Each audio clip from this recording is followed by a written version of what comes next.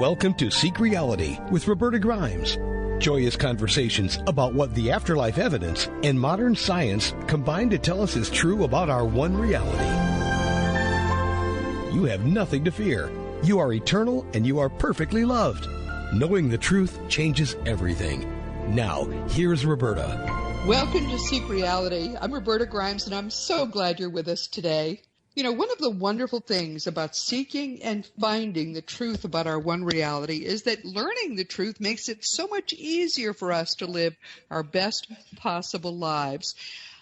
We know now that all that exists is what we experience in a limited way as human consciousness.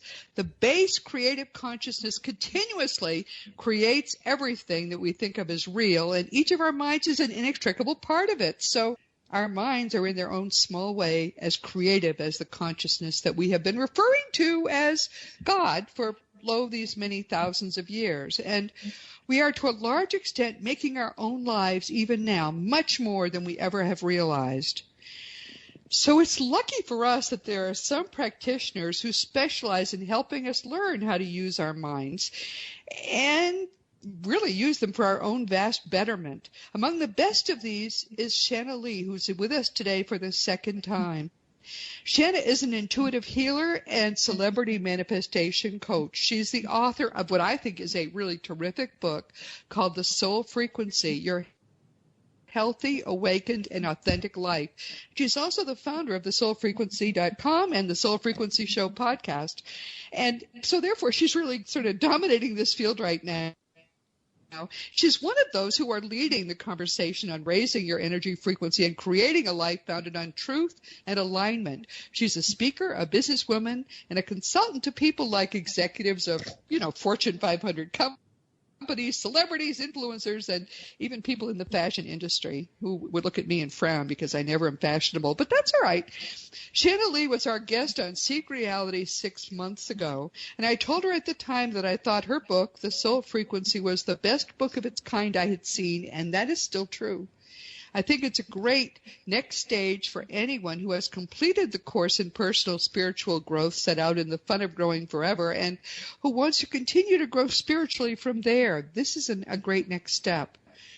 Your mind is vast. Your mind is powerful. Since you are using your mind to co-create the reality that is your life on earth, isn't it time for you to learn how to use your mind to help to create your best possible life and the best possible shared reality for all of humankind? It's time. So Shanna, welcome back. We're so glad to have you back with us. Thank you. Thank you. I'm so glad to be back. So first, just for the benefit of people who may not have heard our first interview 6 months ago, can you give us a little sort of Cliff Notes history of how you got to this place? Yeah, I was not doing personal development work at all. Most of my life, I had some idea of success and was going after that, the American dream. And I was actually in the real estate sector. I had built a very big real estate business, both on the sales and on the loan origination side of the industry. And I started to get to that point in life where you're checking off all the boxes, like, gosh, I've done this, I've achieved this, and and all these things. And I was noticing that it wasn't making me feel any better. So I had always believed that it would make me somehow feel more fulfilled or feel better. And finally, it got to the point where I checked almost all the kind of major boxes I had and realized, like, maybe this isn't the path, right, to ultimate fulfillment. And it made me start questioning the difference between success and fulfillment and how we view success and where do we really derive fulfillment. And it's kind of that lens that had me start to look at my life. I think, sometimes we're running and running and running through our lives and we don't really stop to take a pause and look at our lives. And I just started doing that. And it led to me really dismantling this whole entire life I had built and having definitely a spiritual awakening, definitely connecting to my intuitive gift. And then I started discovering that more and more people were going to go through deep transformation. And so I really wanted to break down the anatomy of that and what are the details and the bits and pieces we need to know about personal transformation so that we can evolve. Wow. So you basically went through all of this by yourself? Did you consult with others as you were doing it? I did have various, over the course of a couple year period of time, I did have people that I like to call them people holding my hand through different stages of this. I believe that we all need somebody to kind of hold our hands when you're going to really massively shift your reality and really kind of change into a new frequency that you're going to live at. It's a big deal, right? I mean, we need support and understanding in that journey. And so I did have different people that helped me through different stages of it. I think the reason I wrote the book, really the intention is that looking back on my journey, I really wish that someone would have been able to say, well, here's where you are in the process, and here's how this process is kind of going to go, right? Here's the roadmap of the process. Because sometimes, you can feel like, where am I going, or what's happening here? And so that's why I wrote the book, is to give people these stages. There are really 4 stages of deep personal transformation, so that people could identify, here's where I'm at, and here are the tools that are important. But most importantly, I have something to look forward to, and here's where I'm going, and here's what's being created, even if there are other things that are coming apart. We're going to talk today about, maybe a couple of people who have been through this process with you, and we can talk about what those 4 stages are and how maybe and no names, everyone, we won't identify anyone, but I think it's important to know that others have been where you are now, and others have undertaken this course of personal development and been successful at it. But the first thing I want to do is talk a little bit more about this book, The Soul Frequency, because I really think the concepts in it, I haven't seen most of them elsewhere. So I can imagine you really did invent this, because a lot of people who are helping with development really haven't approached it quite this way. And I think this is a much more modern way to do it. It's not from a religious perspective. It's not from a New Age perspective so much as it's from a almost mechanical perspective, because in fact, that's what this really is. Your consciousness, your mind is, in fact, developing in a way which is foreseeable and which is, in some deep sense, mechanical. And so that's one reason I think this book is so helpful. But let's first talk a little bit about how would you summarize what the program is? Have you ever thought about that? You mean the book?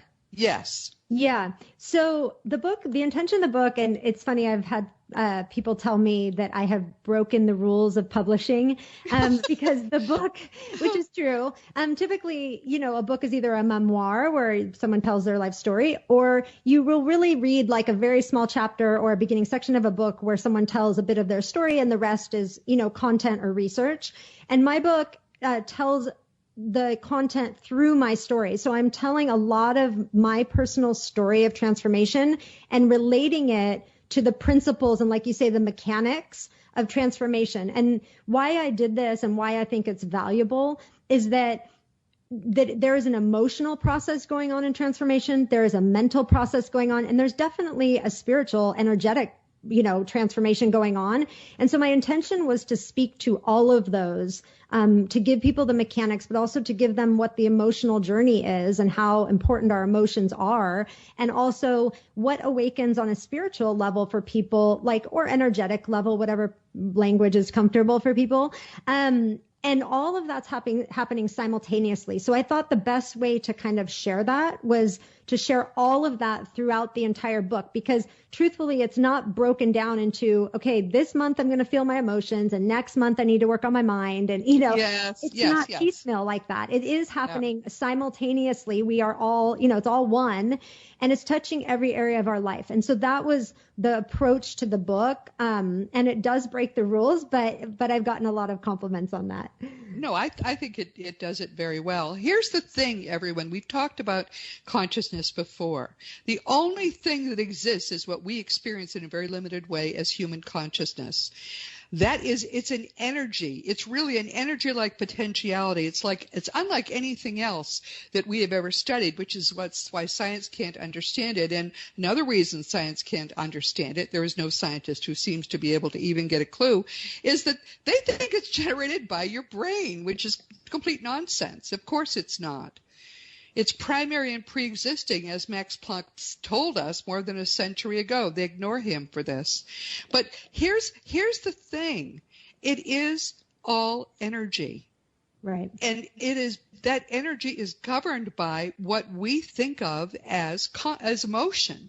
So that the deep negative emotions of hatred, anger, fear is the core negative emotion. Those are at the lowest vibratory end, and love and all of the exalted emotions are at the highest vibratory end. This is really simple, basic physics. So what Shanna has done is to use that fact and more deeply study what's really going on. Now, here's a quotation from the book. The body is not its own entity that is separate unto itself. It is an integral part of a brilliant, I love that, brilliant, it's a compliment to God, right?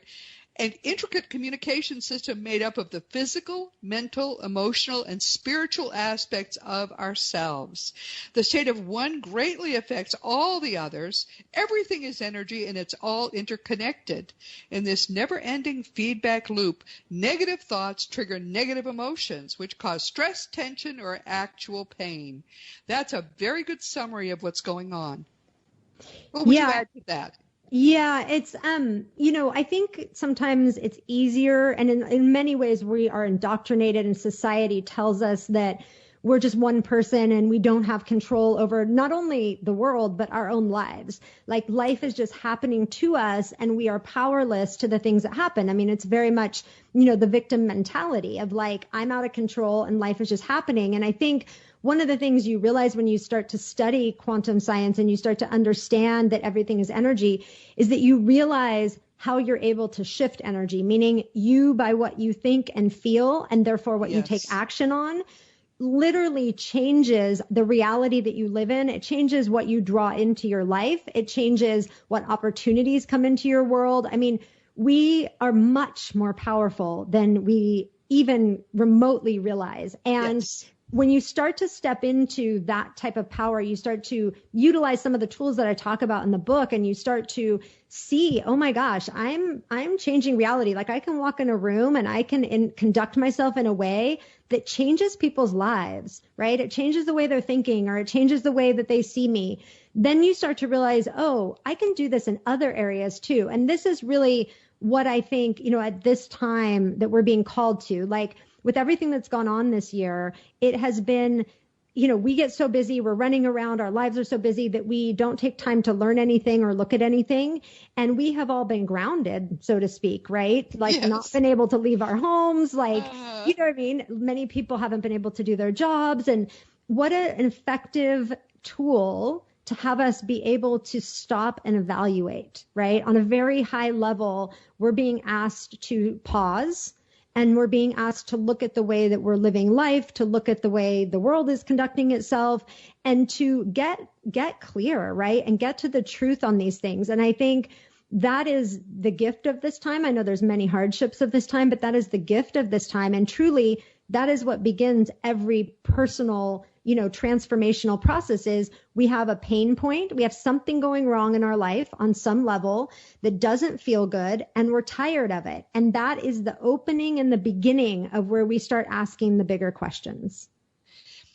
You say that both repressed emotions and the critical voice that tries to convince you are in some way flawed have the power to tie up the flow of energy through your body like a Los Angeles traffic jam on a Friday night.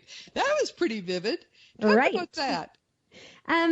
We just, we hold ourselves back. So whether we're looking at an energetic standpoint, meaning we are literally blocking our energetic flow in our body. I mean, most of the ways, like something like acupuncture shows us that when they put small needles in the body, the chi is able to flow better through the body, right? There are blockages in the body on an energetic level, and we can literally dissipate pain by allowing there to be a better flow of energy. So in every area of our life, when we are, holding things in, holding ourselves back, when we're not feeling our emotions, not speaking our truth, when we are just out of alignment with our soul self, we are just blocking our energy in every different way. And I always say that just like an iceberg, like at the base of the iceberg, we are having an energetic disruption, and then it will move into kind of an emotional disconnect. So if we are going through things and we're not allowing ourselves to feel our emotions, then we're going to shut down kind of that level of our beingness.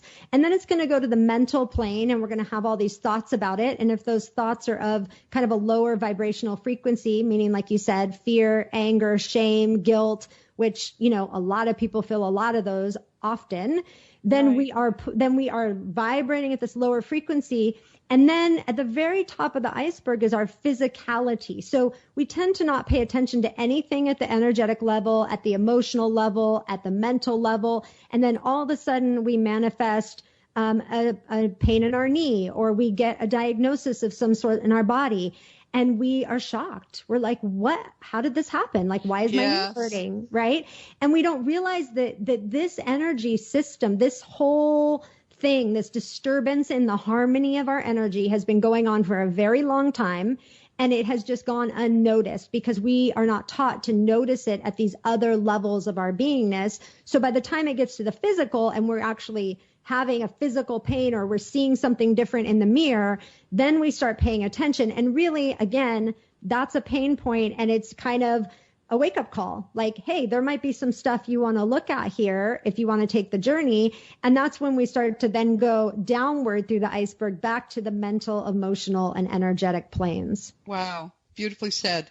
Now, you are probably one of the 6 or 7 most gorgeous women I've ever seen. So clearly you don't have any problems with anything now. But didn't you say that at one time you had a weight problem and this helped you with that? Yes, absolutely. I struggled with my weight most of my life. From the time I was little, my parents were divorced, and I talk about that in the book. And I just really ate my feelings. I didn't know. If you're an empath or you're sensitive, and stuff's going on in your life, many times, again, we're not taught how to feel our emotions and how to clear that energy out of our body. And so there'll be something that you adopt to suppress that, right? Whether it's some sort of addictive behavior, it's going to serve as the way to stay blocked emotionally. And so for me, that was food. And I struggled for many years of my life, like through my young, 10 years old, I would say through my young 20s and into even my older 20s, until I decided to look at what was beneath that. So I got very curious about what drives me to the behavior? What is driving me to eat food? And I want to get curious about that small moment that happens before you go to the cabinet and get the cookies. Like, what is going on for me here, right? Right. And how do I catch that, right? Instead of just kind of checking out and getting the cookies. And so that sent me on a journey of really looking into the emotions of stress, the emotions of past sadness, the patterns that we're involved in that are not in harmony with our soul self. Many times in life, we are doing and living in ways that is like almost an assault to our soul self. We have decided there are certain ways of being that are acceptable, even though our soul is like, no, not like this, right? And we aren't listening. And so what that's doing on an energetic level is it's creating dissonance and disharmony, right? And we are sound, we are light, we are an energetic system at the very core of who we are. And it's like playing a musical instrument out of tune. It's awful, right? You just want to plug your ears if you hear that because it's so bad. And This is the way that people are living their life. It's just out of tune. And so we adopt all these behaviors because we generally deep down inside feel bad. We're listening to a dissonant sound and it feels awful. And we're trying to plug that basically. So the key is to get to, this is why I talk about, and the first step of transformation is truth, which is what is my truth? Like forget about my family, forget about my job, forget about all the other noise in my life or people in my life. How do I get quiet and get to what does my soul want to do? And the reason we don't do this is because sometimes the soul is like, we're not going to do any of this anymore. Like none of this feels good. And that triggers our ego to be very afraid, right? Like, am I going to have to change my whole life? And so there's a dance that goes on and it's a process. I mean, it's not something that happens overnight, but I feel like with everything going on in the world, that this is really the prime time to start paying attention to this and at least just start taking one step on the journey. So you started there, and then how did, I mean, we have everyone's attention now because, of course, everyone feels they'd like to lose weight. But, of course, that's not the point, is it? The point is being healthy and going through this process of becoming healthy emotionally and psychologically as well as physically. So how did you get to that point? Just quickly.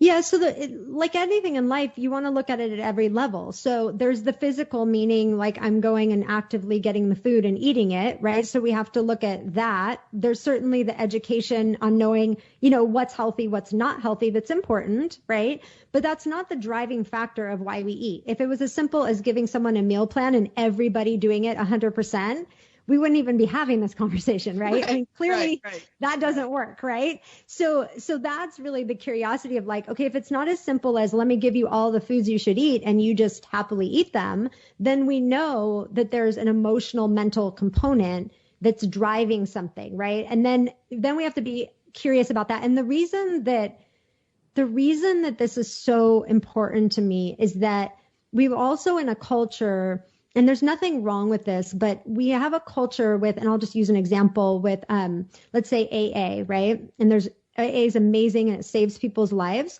But I've known many people that are in the program and every day they want to drink and they don't because they're in the program. And so they stay connected to people that help them through that.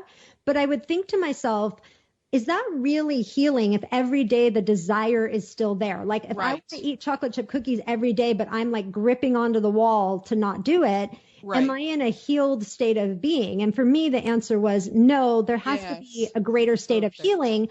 And so I became curious with like, how does the desire dissipate, right? How are we able to like get to a point where we don't even care about the cookies anymore? We don't even care about the alcohol anymore. It's not even on our radar. It doesn't even live in our reality.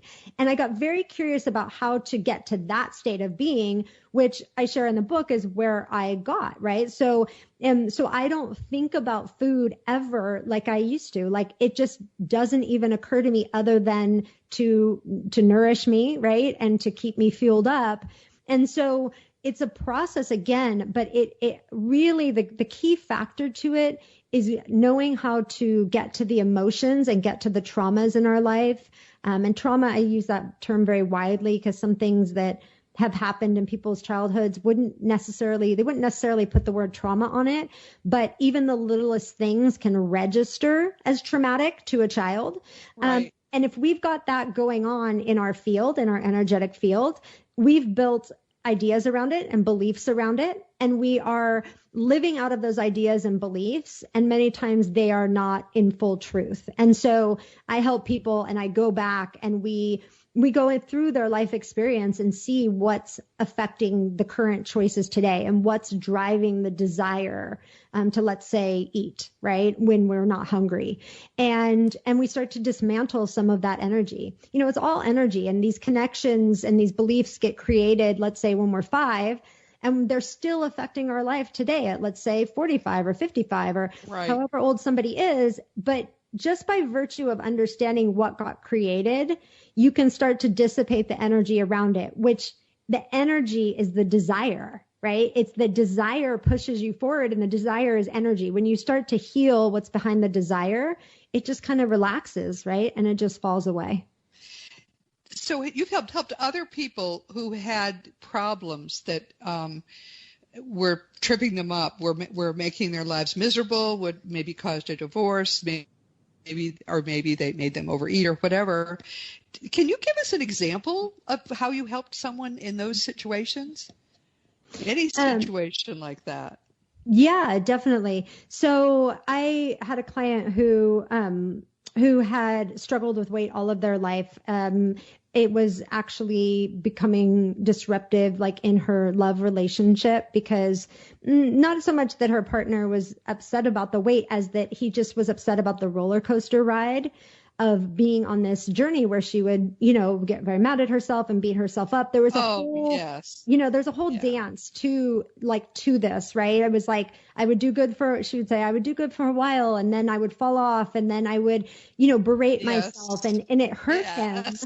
yeah, it hurt him to watch that, right? He was just like, I can't watch her go through this type of pain anymore. And it turns out, what's interesting about it is that it turns out that there was stuff from her childhood with her father, which was being replicated with her husband, right? She had created a relationship similar to her relationship with her father. And so what's interesting, this happens a lot, but what was interesting is all the unhealed parts of her relationship with her father were now being projected onto her husband as well, right? Right. So she was like living out this hurtful relationship, like in her own home now as an adult. And partly she had attracted this man into her life from this place of woundedness, but then she's also projecting her father onto this person. And so she wasn't able to really even know who she was married to, right? She could not see him clearly. Lord, that's terrible. Yeah. And so we were able to help her be able to really see him as someone different than her father. This is all unconscious. She doesn't realize she's doing this, right? Like we do this stuff.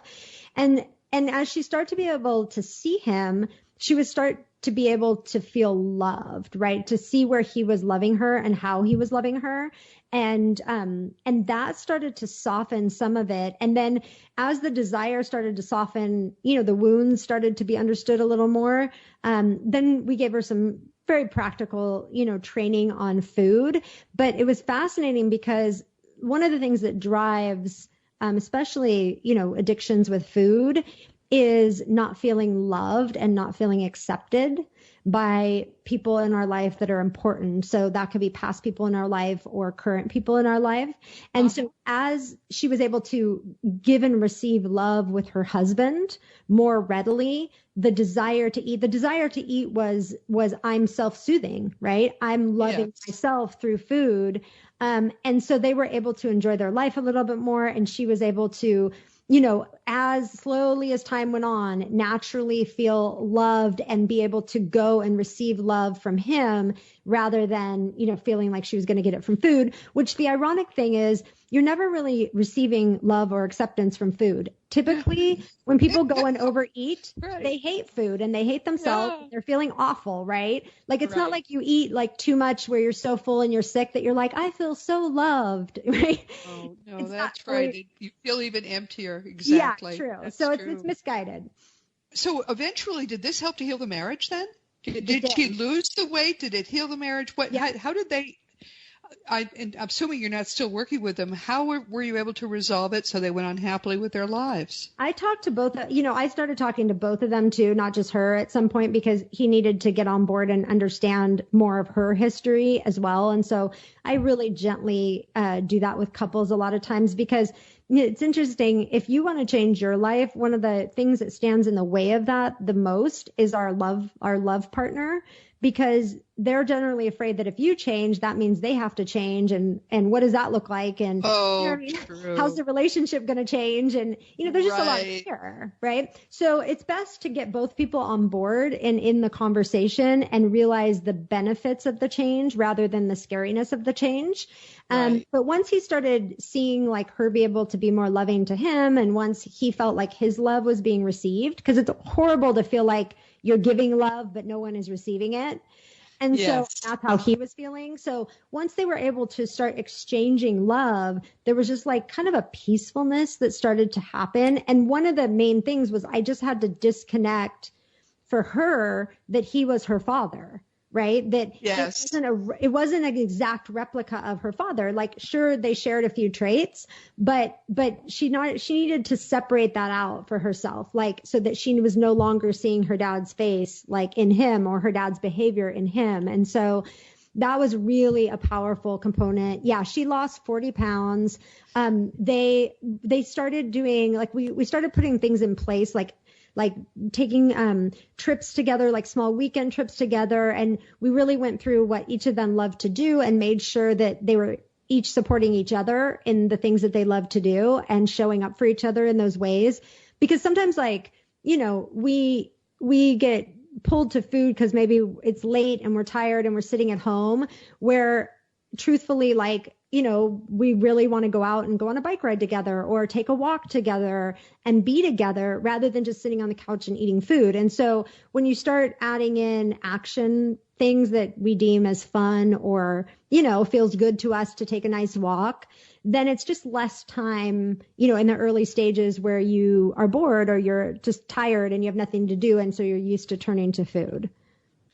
Wow, that you helped them hugely. That's wonderful.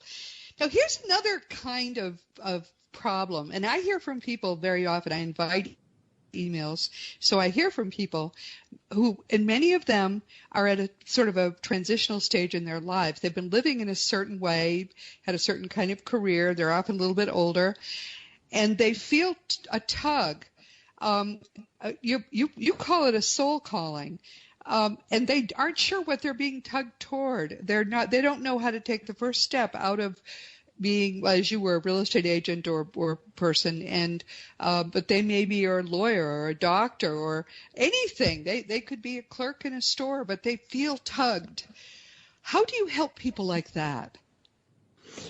It's mainly looking at like what you don't like in your life at that point. Like sometimes the easiest way to find out what feels good is to realizing what feels bad, right? Like because of the way the brain is wired towards the negative because the brain is trying to keep us safe, right? So it's always looking for what's going to go wrong or how you're going to be unsafe, right? So it's just geared towards the negative. And so we manifest the negative a lot of times because we're thinking about it most often, right? Like, I'm worried this is going to happen. I'm worried that's going to happen, right? That's right. And so it's an set of things too. It's usually stuff you trained yourself to worry about those things when you were maybe 22, and you're so worried about them at 45 or 55. I mean, we tend, it seems to me, to put ourselves, as you pointed out, onto a kind of track, and we don't. It's an unexamined life, really. We don't stop and reconsider any of those things. What you did was very brave when you took your life back down to base in the middle of it. So, but it's how do you get people to feel courageous enough to actually do that? Well, I think some people, I believe that we have like a divine blueprint. So I believe that we come into this human form with lessons we've chosen to have in this lifetime and certain major pillars that will happen throughout our lives. And I think that most of the people that are attracted to the work I do, it's part of their divine blueprint to wake up at some point and to want to make some changes in their life. And so they feel very called to this and feel like, it's not, I think for what I do, it's not something that's readily available to most people out there in the world. And so when they know they're going through a really potent, powerful time and they find me and they read the book and they go, I'm going through something like this, then it feels like, oh, this is the perfect fit, right? This person gets it and they're going to be able to help me through this. I don't say that this is the type of thing for everybody. I truly believe, when people start to go through a spiritual awakening or transform their life, they tend to want to take everyone along with them on the ride, right? The person that's like giving books to everybody, you should change too, on the journey. But I always, guide people and say, it's not everybody's journey, right? Not everybody's divine blueprint is to have a massive transformation in this human lifetime. And so it's really important to, yes, introduce information to people and offer information, but to also listen to where someone's at. Because I say to some people, remember where you were at 10 years ago, this probably wasn't on your list of things to do. And now it is today. Right. So it's just about honoring, what the truth is. But I find that that people somewhat know that something needs to change and that over time that feeling builds within them. And they do get to the point where they start saying, this is something I've known for a while, and now I need to start really making this a reality or taking action on it. So the first step is to really look at what you don't like in your present life and look at what is calling maybe to you that it never occurred to you might be important to you. Yeah. I mean, it seems to me it's hard to take the first step but it's very rewarding also. And once you take that first step, I think it gets to be easier. It's like the hardest part of turning a locomotive is when you first start turning it. But when it's going in a new direction, it gets easier. And I think isn't that true also as people begin to respond to the soul calling and begin to change? It's true. And I think it's a time of like a lot of reading and gathering information. So I find that most people start on Google or they start buying books or they start reading, like something is calling to them and they start reading about it and gathering information and that it's literally like a snowball that just starts building within you. And you start getting more and more pieces of the puzzle or pieces of information as you head along. I'm not a proponent of needing to speed up the process or go faster than what is naturally unfolding, because I believe there is a natural process to transformation and it does take time, right? There's a period of time where I talk about in the book about knowing it versus speaking it. So there's a period of simmering time where you kind of, you know what you know, and some truth is rising to the surface and you know maybe some changes need to happen, but you're also still feeling unsure of what exactly those changes are and how they're going to result, the results of those changes in your life.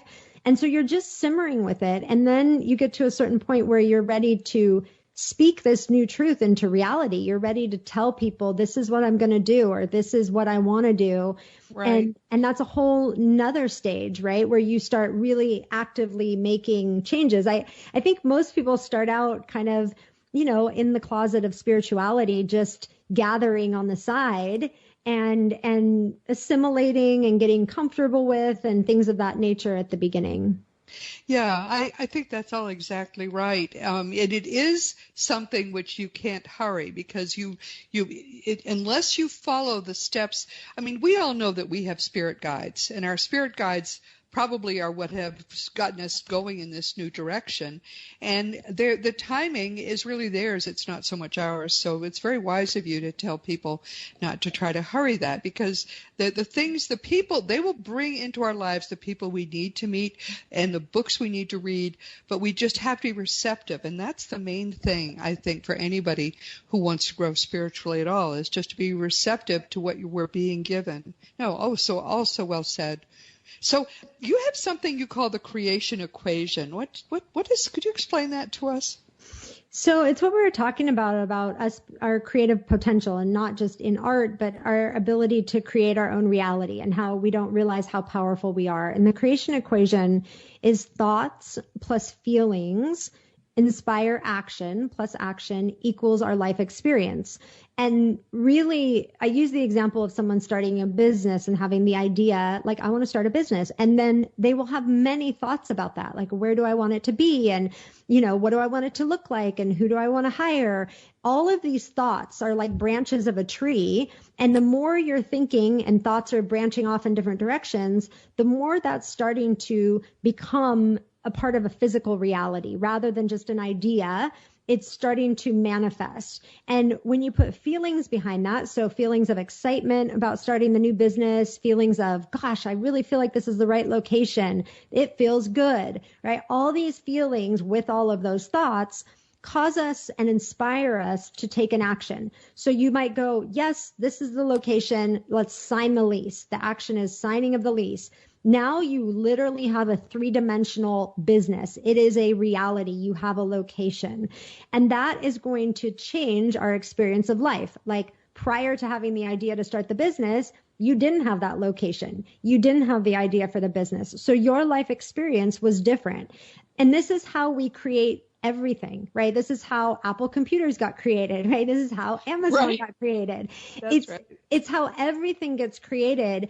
And the way that we typically use the creation equation when we are not conscious that it exists is we use it in a negative way. So we use the same principles, but we are creating what we don't want. So let's say our thoughts are, I'm overweight and I don't feel good and I feel awful in my body. We're creating a whole tree of negative thoughts, right? Then we have feelings about those thoughts like, oh, I feel awful about myself. I think I'm gross. I think I'm this. And we create all these negative feelings to go with those thoughts. And then we take an inspired action, which is, oh, well, I'll just go have the cheeseburger and the shake anyways, because I already feel awful. And then we have that experience. Right now, my belly's full and I feel gross because I ate all of this food. And we continue to replicate that creation cycle. And I think the most important thing for people to know is that, we live on Earth, we live in polarity, right? We live in a frequency of polarity. But in truth, the creation equation just is, right? It just is something that creates. It is our choice as human beings whether we want to use that to elevate our life or whether we want to use that to stay stuck in things that don't feel good. And that's where we really have the power of choice in our life on how we want to use it. It's just there to be utilized however you choose to use it. One of the great things about this book is that it's full of these things that you want to quote. And what you just said, a quote from the book is, negative thoughts trigger negative feelings that culminate in self-sabotaging behaviors. I mean, that's a negative cycle, which if you don't interrupt it in your life is going to build the life you don't want. Why would we allow that to happen? Of course we want to build the right life. You said at some point, each of us has to decide how we're going to live this life. Will we dedicate this lifetime to appearances, to the collection of expensive stuff, to an ongoing campaign to get people to approve or to admire us? Or will we dedicate this unique experience to fully expressing all that we are inside and all that we have come forth to create? I mean, that ought to be cross-stitched and hung on someone's refrigerator. I mean, that's exactly what the decision is that each of us, especially when we're young, is making. How are we going to live our lives? What is going to be important to us? You can't have everything be important, but choosing the things that are wise, that are important, that are really resonating with you internally, though, that's how you make a successful life. And that's what you're showing people, Shanna. That's what I really love about your book. Thank you. Yes, it's an important message. And it's also important to realize that we get a lot more agreement using the creation equation for the negative aspects. People are used to people feeling stuck, right? It's not going to threaten anybody if you stay exactly where you've always been. When we start using the creation equation for expansion and growth and positive change, well, it's going to trigger some fear in you, but it's also going to trigger some fear in other people. And it's important to just realize that that's just programming, right? That's just fear of change, period. And so when we start kicking on the gear to really move our life into a positive place and use that equation for good, just notice it, right? You don't have to be affected by it. You just want to notice, oh, that's interesting. Me moving in a positive direction is triggering this other person, right? They're having feelings about it and they don't know about the equation and they don't know what I'm doing. And so not to let that stop you, but instead to just notice that, yes, the brain is geared towards the negative and most people are more comfortable staying stuck than they are moving forward in their life. And that's okay. I've told this story before, but it fits here now. As most of the people who've been with me for a while know, I've been married since God was a child, or at least very young, and 48 years this year. Congrats. And for a lot of that time, my husband was just, he just wasn't that nice sometimes.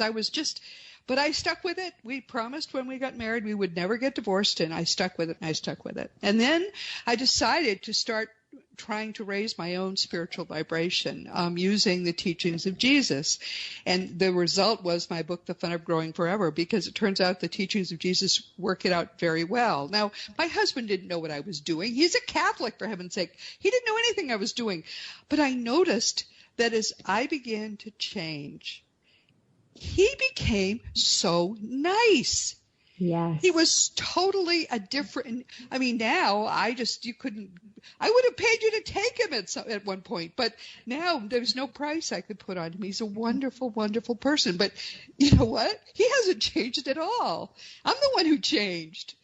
And to me, that was a wonderful lesson in the power that we have to transform ourselves. And therefore, as you say, everybody around us reacts and they transform too, and all for the better. It's so powerful. It's so powerful. And it's a perfect example of how when you change your vibration, everyone's vibration has to change, right? Like that vibrational shift, because we align with what we're around, will change other people too. They will shift as well. And that's when you really also get to stand in your beautiful power. It's a really a wonderful thing. And I think your book fits very well with the fun of growing forever, because all that book concentrates on is the power of being able to raise your consciousness vibration, which is what the teachings of Jesus do. But there is so much more that people can get out of their lives if they attack it from various different angles, if they look at their own life and what they've built so far. I mean, as you say, if you created this, you can uncreate it. Exactly. You say if you want to build a better life, you need to dismantle everything that doesn't work and build it back even better, which means with more integrity than it had before. I mean, that's all wisdom. This is real wisdom. And I think very empowering. What do you want people most to take away from our conversation, Shanna? Just that it lives within you, that you get to choose your life. I mean, choice is a superpower that human beings have, and we don't usually actively use the power of choice. And so this book gives you back the tools to choose, and it's never too late. It's never too late to show up and be who you came here to be. And it's never too late to awaken inside of yourself the joy and the fulfillment that you deserve. And so hopefully these tools will help on that journey. But the more of us that step forward and the more of us that do this work, the more we see the change in the world. Shanna's website is still right, thesoulfrequency.com. Is that still correct? Yes. And people can reach you through that, right? They can reach you through your website. Do you take clients? So if someone's thinking, oh, I got to talk to this woman, is that something that is possible for them? Yes, there is a page called Sessions where somebody can sign up. We have 3 different types of sessions. Great, super. Okay, and this will all be with the explanation of this episode, so that everyone will be able to contact her. And we'll do this again because I so much enjoy talking to you, I have to say. Sometimes it's just important to me to talk to people that I really think are fun. So thank you so much for being with us today. Thank you for having me. Meanwhile, this has been Seek Reality with Roberta Grimes. I'm so glad you were with us. I just really enjoy Shanna so much. Please never forget that you are a powerful, eternal being. You never began and you never will end. And when you really get what that means, it changes everything in your life for the better. Next week, we're going to be talking with Wendy Coulter, who's a genuine medical intuitive. She's like Shanna Lee. She's learned how to use the primacy of consciousness to help people in very powerful ways. The more we learn about how consciousness works and the amazing powers of our minds, the more we realize how a well-trained and empowered mind can be of immense benefit in our gaining and maintaining our physical health as well as our mental and psychological health. Wendy is a leading expert at successfully training doctors, nurses, therapists, and energy healers in what's called medical intuition. And a growing number of healthcare professionals now use medical intuition in their practices. She herself has had a thriving private practice in Los Angeles for more than a decade, and she's a contributing instructor for the prestigious Academy of Integrative Health and Medicine Fellowship. So please join us next week and let's learn together what medical intuition is all about. Of course, this week our guest has been Shanna Lee, who's been here for the second time. Shanna is also an intuitive healer, and she's a celebrity manifestation coach. She's the author of what I think is just a wonderful book. It's called The Soul Frequency, Your Healthy, Awakened, and Authentic Life. And she's the founder of thesoulfrequency.com. That's her website. And she does a terrific podcast called The Soul Frequency Show. Shanna is one of those who are leading the conversation that's only now developing about the primacy of what we experience as human consciousness and how we can use our growing mastery of the base creative consciousness that manifests this universe to raise our personal energy frequency and create a life that's founded on truth and alignment. My dear friend, as you truly empower yourself, there's going to be no limit to what you can do. As you know, we have nonfiction books for sale: Liberating Jesus, My Thomas, The Fun of Dying, The Fun of Staying in Touch, The Fun of Growing Together, Forever, The Fun of Living Together, and soon, and I promise it will be soon, The Fun of Loving Jesus, Embracing the Christianity that Jesus taught. Early next year, my hope is we'll finally do The Fun of Growing with Jesus, which is a children's book. The illustrations are 2 years old. I just have to. I have to write the book. You can order all these books through bookstores or on Amazon, and the adult books are all available, of course, as audiobooks. If you want to talk about anything at all, or you want to talk, about what we talked about today, you can always contact me through the green contact block on robertagrimes.com. I do answer every email. Just please be sure that I have your correct email address. Past episodes of Seek Reality are available just about everywhere. Our 2 homes are webtalkradio.net. That's our really primary home. But also we do a lot with Dream Vision 7 and their radio family. I love all these people. I have to tell you, one of the best things about the work I do is the wonderful people, the professionals that I've come to work with. I feel as if we are truly a family which is devoted and selfless to helping all of humankind. Meanwhile, this has been Seek Reality with Roberta Grimes. Please enjoy, please make the most of this coming week in our one reality, knowing that you are a powerful, eternal being, and you, most of all in the universe, you are infinitely loved. You've been listening to Seek Reality with Roberta Grimes. Roberta blogs and answers questions at robertagrimes.com. Join us every week as we explore what the afterlife evidence and modern science combine to tell us is true about the one reality we all share. Knowing the truth changes everything.